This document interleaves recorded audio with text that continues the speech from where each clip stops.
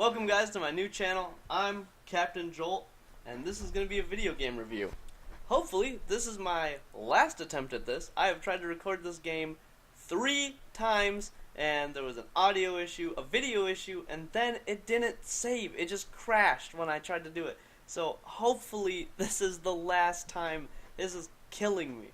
This is the Pirate Caribbean Hunt. It's a phone game, and they brought it over to Steam, and it's a pretty solid little game. I wasn't going to do a review on it, but I found how much time I'm actually spending on it when I'm away, especially on my phone, as I wait for these platinum titles to come out. Skull and Bones.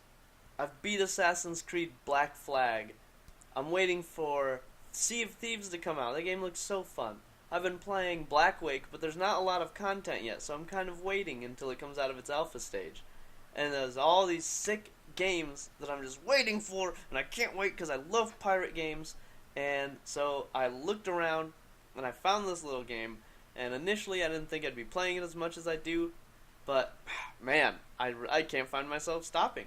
So I'm going to show you a little bit about the game. Let's get into it. So first things first, you find yourself in a town.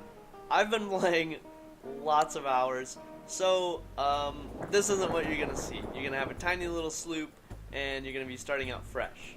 As you can see, I've built up my fleet so that I have 4 ships. 4 is the cap of how many ships you can take out in this game when you're sailing the seas, but you can have a lot more and you can send them on missions. Let's start with just the general HUD.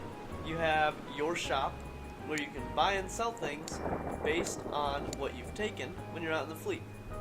Earlier I was pillaging, and so I've got some rum, and I can sell that, and I can sell this, and I can sell cloth.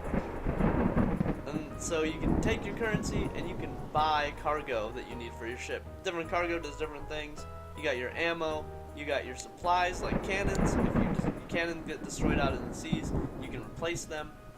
And that's kind of how wood and cloth works, of course. Then you have your other special types of ammo, like gunpowder. You can throw it overboard, and if they run into it, they explode. You have oil. You can burn the area behind you, so when they chase, they burn. And rum your men drink, and it makes them shoot faster and become more positive. Because it's a phone game, you could expect that it would have some semblance of other phone games where there's building, where you can build up your base, and then you leave your base. What you get is very typical to phone games. You get a warehouse to keep all your stuff in, and then you get different upgrades to different buildings that will give you things like cloth, wood, cannonballs. You can upgrade your shipyard more so that you can perform better actions on your ships. You get a tavern so that you can hire people onto your ships when you lose crewmen, which is cool. And of course you got your garrison. Right here in the middle is your monetary value and how much money you have. I guess clicking on it also brings you to the cash shop. Wow. Over here to the right, you have your ship's name and your ship integrity. So for me right now, this is a first rate. This is an endgame ship. This is, I think, probably the best big ship you can get.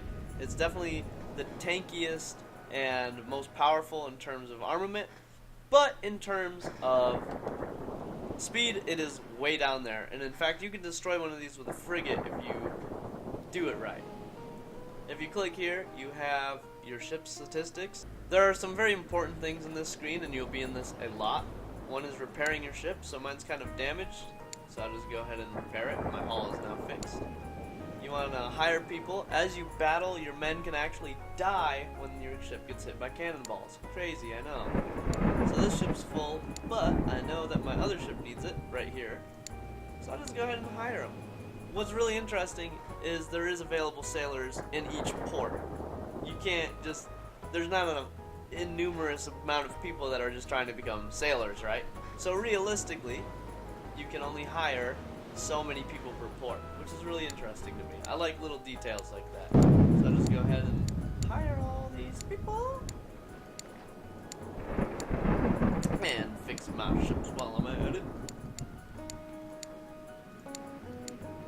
Here, you can also do probably one of the best things in a pirate game, and that's fix your ship to be personally more what you want it to be. You can name your ship, which is cool. I renamed this one the Revenge. You can name them anything. You can also go into this really sick customize, and you can customize your ships up to make them look awesome. Ooh, I kind of like that red look. I'm gonna stick with that. Let's do that. That's cool. Here you can also go into selling, which you saw me do before. I can sell more cannonballs, or I can go buy more, which this is a big shift. Every volley is like 75 cannons that I shoot off, so I need a lot of cannonballs. On top of cannonballs, there's also different kinds of ammo. So you have your cannonball, you have your chain balls. Those are good for taking out sails. You have grape shot. After you damage the hull of an enemy ship, you can now shoot through with grape shot, and it will wipe out their crew super fast, which will make them effectively slower, and it will make them shoot way, way, way slower. Also, this is pretty neat, is there's a lot of customization in this game, and when it comes to pirate games and pirate ships, that's what I'm looking for in a video game. You can customize all this stuff on your pirate ship, and it's not just an upgrade, it's a visual upgrade as well. So I want tougher hulls, bam, my hulls will look thicker. I need a hold expansion, hold more cargo, bam, that's good. I need to stop on the dime, or you need to go faster, copper plating underneath the ship. These are things that I just did. These aren't as visual. You can see that I'm a little fatter now. My ship's a little puffy. And the copper plating is in the bottom of the ship, so you won't be able to see that. It makes you go faster. But there's so many upgrades, and it just really keeps you into the game. I am now level 43, and I just keep wanting to play. I want to upgrade all my ships. I want to get 4 first-rate man of wars, and that would be awesome, and upgrade them fully. Well, speaking of upgrades, you got your captain upgrades. These are you personally as the player. These are different skills that you can use out on the seas, different, like you can upgrade your sail speeds, all this stuff that you really need to help you out in the game, especially in the late game as you get bigger ships. It just becomes so expensive. More crew equals more payments. Yes, you actually have to pay your crew. Big pain in the ass because they're always asking for money. They're greedy. They're true pirates. This is the world map. This is going to be used a lot. You're going to use this to determine if you want to be a trader or if you want to be a pirate. And if you want to be a pirate, who do you want to hit? If you want to be a trader, where do you want to go? So as a trader, you're going to be looking at these symbols a lot, okay? These show what is cheap and what is expensive currently in each port. So here in Andros, they have tobacco, surplus of tobacco essentially, and they're selling it for really cheap.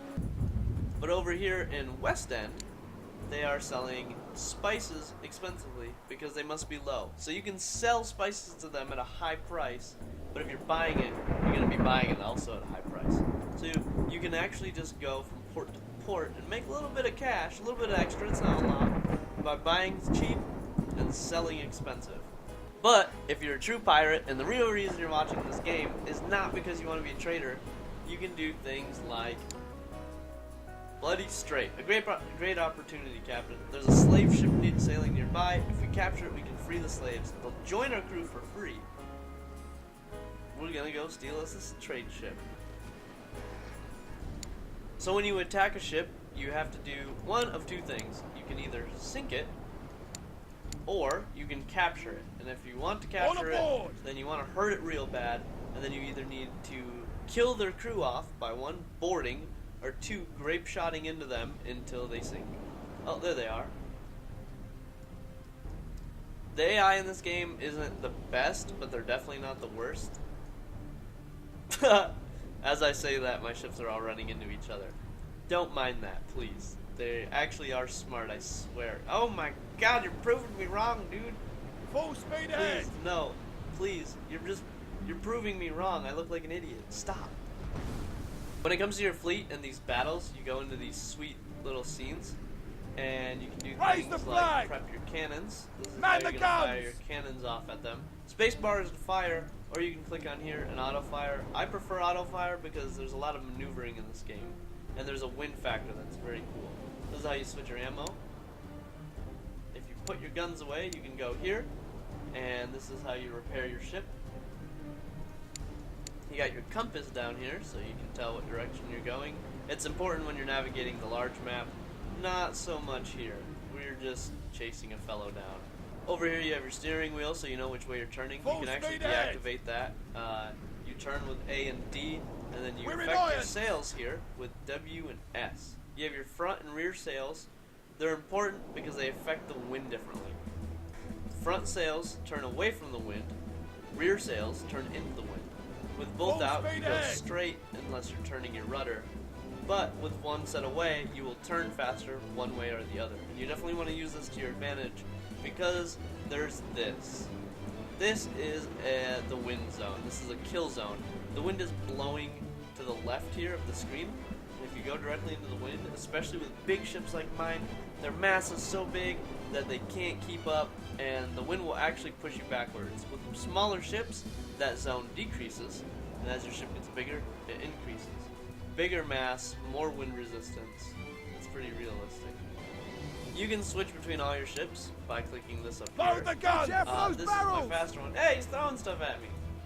Alright, we need to slow him down so that my big ship can catch up. Probably not. I could probably take him with this one, but you never know. So we're going to shoot his sails out. Aim and fire! Good hits. One of my favorite things is if you zoom in all the way, you can go first person. Aim and fire! I really like first person. We are under attack! All hands on deck! These turds just got a military fire! For them, so we gotta take them fast. You can see their damage up here at the left.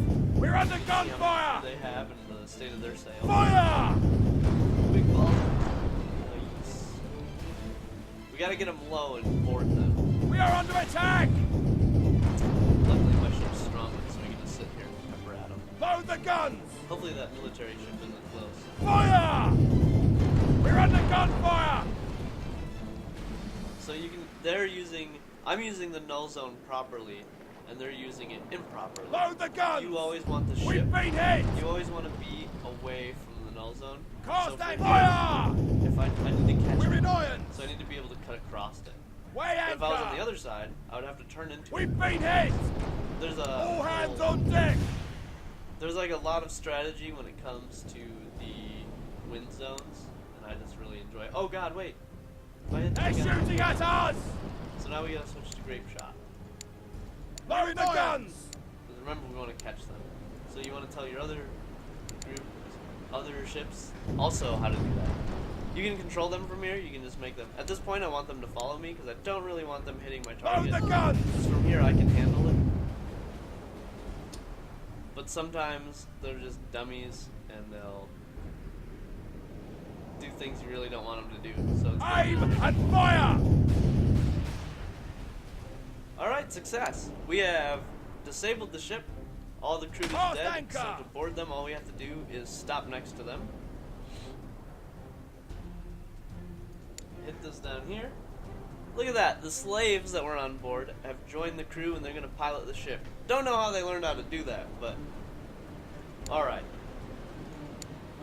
Normally when you capture a ship, you have to bring your crew aboard their ship in order to pilot it. Makes sense, right? But in this case, because it was a slave ship, you don't have to do that. So right now the military is attacking because, well, they don't like me taking over one of their slave ships, right? So we're just going to go put a stop to that because they're not letting us leave. Hey, there's a ship over here. Load the guns! We'll get them this time. Aim and fire! Yeah, we'll capture this guy too. They're shooting! Load the guns! We're in irons! We are under attack! Fire! Yeah! Cast anchor! Alright, we got the military guy too. So now you get to see that I capture the ship, send some of my guys over, and the ship is ours. Now we can go back to a port. Let's go to Manataka. They seem to have sails that they need, so maybe we can sell some of the stuff we captured better. Alright, now we're here in Manataka. These are my captured ships. I'm going to just go ahead and sell all the stuff that was on them. Looks like we're going to make a big profit. Alright, we made 966 off this because I was pretty much broke when I went. The other good thing is, I don't need these ships. These are little ships. These are like not starters, these are like early mid-tier ships, right? So what do we do with them? We can send them on missions with a crew, full crew, after we repair them. Or we can sell them, which I usually do. It costs money to repair them, but hopefully, you know, technically they're supposed to bring back as much as you put into them in missions, but it's usually not true, and then they just sink. So it's like, meh. Once you've captured a ship, you don't want to waste anything. So you want to transfer the cargo over to the other ships. So free cannonballs. Why wouldn't I just transfer them? Or you can sell them. Ammo sells for a lot. So let's go over to this little guy. Let's also give up his stuff. And we have extra crew from the slaves. So we can just move them on board of people that have lost crewmen in the battle. Ooh, Flying Dutchman definitely needed people. It worked out. My main ships all have full crews now. Fantastic. And then you can just go here and you will sell the ship. That one sold for nothing. And then this one, if you repair them, you get more value out of them, but it's almost not worth it. So you're better off, if you're going to repair them, you're better off sending them on missions. So there's more that you can do in port. Over here is the Tavern Mug. If you click on this, you'll pay 10 gold to buy around in the tavern. New mission! Some interesting news was heard. Some interesting news was heard. Ah, new adventure! Now I go back out to my map, and there's new things. Out here, there is cargo. What happens here is there's going to be bombs everywhere. You got to navigate it, get cargo. You can bring it back to port and sell it. Here's an enemy ship. This is a frigate. They're French, though, and I'm cool with the French, so they're not actually enemies. These are ships that you can capture. These are ships that you just blow them up and steal their cargo, but it's best to usually capture these and sell them. Over here you have a trading ship. These guys are less defended, and you can take them and also sell them. You can use this map up in the top left for open world. Open world is you will literally leave port, then you can sail around the map, which is huge, mind you. Without having to do missions, you can just destroy whoever you run into. There's cargo out there, there's hidden ships, there's secret plans that you can go dig up. It's really cool and pretty vast, and it's so big that I can't really show you because it's too slow. Back in port, you can do missions. Down here, there's job offers. These guys want us to take over a pirate ship. And then you also have personal missions, which I click on her. She wants me to meet her at Guadalupe. If I go to Guadalupe, she'll have a chain of missions for me that are much harder than the job offers, but they pay a hell of a lot more, and they're really cool. Also, you have your main story mission, which is to go around and you're supposed to be killing pirates that have been turning traitor. Over here, I have a mission at Shark Reef, and these get hard. At first they're easy, and then they get really hard. He has 2 second-rate 2-deckers, 2 man-of-wars, and 2 frigates. I don't think I have the power to beat them right now, so we're not going to do that.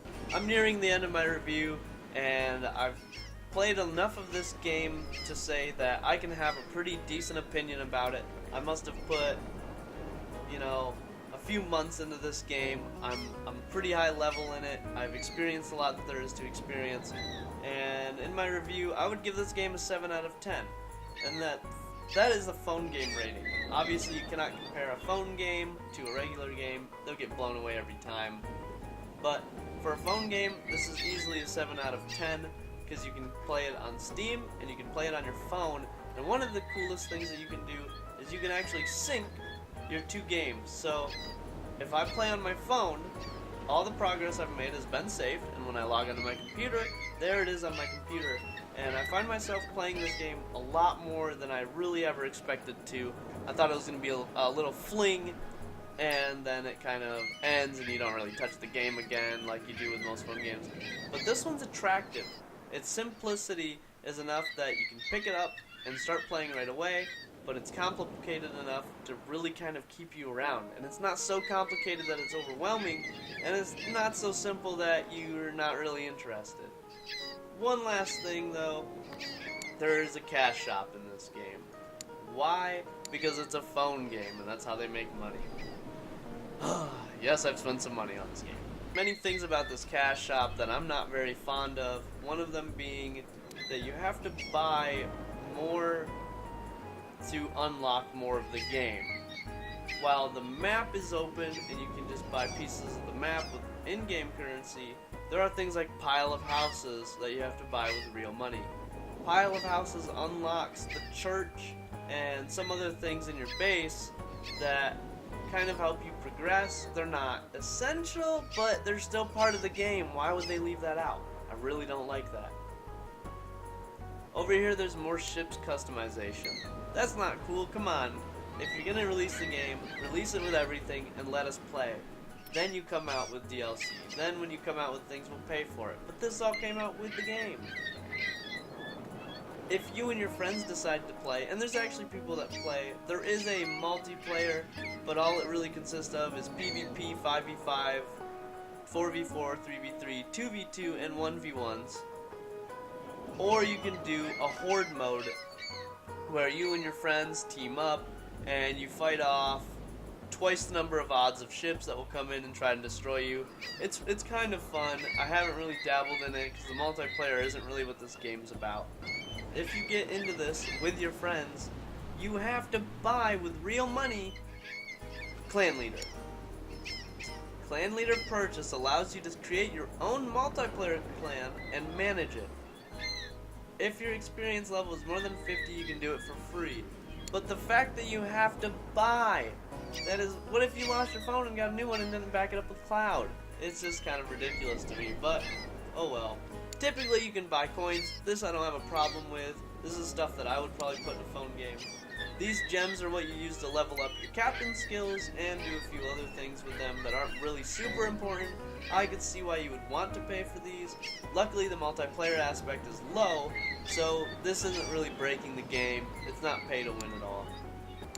And then you have repair kits, Dead Man's Chest. These are bundles. Not a big deal. But what is cool, and I don't mind this in the cash shop, is that you can buy custom-made ships. These are ships that the developers have put out there and they've made, and they look really cool. I, for example, have bought 2 of them. My first one is the Queen Anne's Revenge. As most of you know, it is Blackbeard's ship that he had in historic times.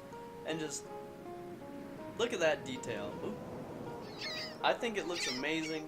It's just really cool. They come a little bit more powerful than their normal class, but they're not so overpowered that you can't beat them. And I just think that it's really neat. The other one I got was the Flying Dutchman. I think the Dutchman's super cool. This one is kind of lackluster, but you know, it's really, really strong for just a plain man of war. And I guess it's alright. I also have the USS Constitution in another port, which is really cool. There are many other things that I would love to cover, like the reputation system that you can have with each faction. If you destroy their ships, then they hate you. If you are always in their ports trading, then they like you more and they give you benefits. Like I get the no docking fee, or sometimes you get the bonus when you're selling. And then the Spanish have barred me, 'cause screw the Spanish. Build a wall. And another cool thing is some places are unlocked with maps, others are with playtime. American ports are available July 1776. I wonder why that is. And it's really cool, so as you play, places unlock with the real time frame, and you'll be able to do more. And so even though I'm so high a level, there's so much more for me to play because I haven't progressed that far. My review of this game is it's definitely a 7 out of 10 in the phone game category. If this were a real game released on Steam, I would laugh and say it's not worth any money, but it's a phone game, so it definitely goes above and beyond. I would definitely recommend that you go out and play this. I had a lot of fun with it. I put a lot of hours into it when I shouldn't have. I botched 3 reviews on it, so it is I'm putting my blood, sweat, and tears to advertise this game a little and give you a solid review. I would recommend it 100%. Try it for computer. If you don't want to spend the money, play it for free on your phone. You have a lot of options. So, this has been Captain Jolt, and this is my first video game review. If you like this, please, please, please, please let me know. If you didn't like it, please let me know why. Please be very realistic with a thumbs up or thumbs down. Give me a like if you liked it. Give me a dislike if you didn't. Please give me constructive criticism in the comments below. Subscribe if you want to see more content, especially when it pertains to pirate stuff. That's what I'm going to be sticking to on this channel. If you want to check out my other gaming channel, go over to Endless Surge on YouTube. I do more League of Legends style stuff. I'll be doing League of Legends on here as well, and I'll only be playing Bilgewater skins and pirate themed skins and things that do with the sea, because let's be honest, pirates are the best. There'll be a lot more pirate stuff on this channel, so subscribe to stick around and see what comes out of it. I'll be discussing pirate history, pirate lore, movies, video games, all sorts of discussion topics, all about pirate stuff, because that's my passion and that's what I love. So that's it for this video. Thanks a bunch, fair winds, and following seas.